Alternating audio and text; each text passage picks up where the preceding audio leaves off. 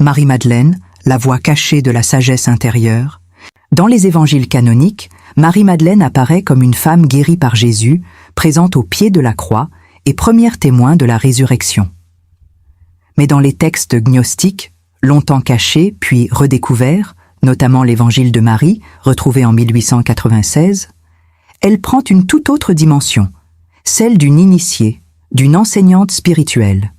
Selon la gnose, un courant mystique du christianisme primitif, le salut ne vient pas d'un sacrifice extérieur, mais de la connaissance intérieure, de la gnose. Et Marie-Madeleine, dans ce contexte, n'est pas une simple disciple. Elle est la compagne spirituelle du Christ, celle qui comprend ses enseignements les plus profonds, là où d'autres, même Pierre, doutent. Dans l'évangile de Marie, après la mort de Jésus, c'est elle qui rassemble les disciples découragés et leur transmet des révélations qu'elle aurait reçues du Maître dans une vision.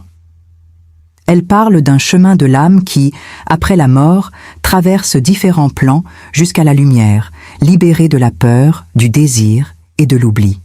Elle incarne la sagesse qui guérit, non seulement les maladies, mais aussi l'ignorance. Son image, déformée au fil des siècles, prostituée repentie, pécheresse, a éclipsé sa véritable grandeur. Mais aujourd'hui, grâce aux textes gnostiques retrouvés à Nag Hammadi, Marie-Madeleine émerge comme une figure puissante du féminin sacré, de la connaissance intuitive et du courage spirituel. Elle nous rappelle que la vérité ne se trouve pas toujours dans les institutions ou les dogmes, mais dans l'écoute silencieuse du cœur, dans la quête de soi et dans le lien direct avec le divin. Marie-Madeleine, c'est chacune et chacun de nous, en quête de lumière au cœur de l'ombre. Une figure de résilience, de sagesse et de liberté intérieure. Elle nous invite à ne pas craindre de penser autrement, à chercher au-delà des apparences, et à oser écouter la voix de l'âme.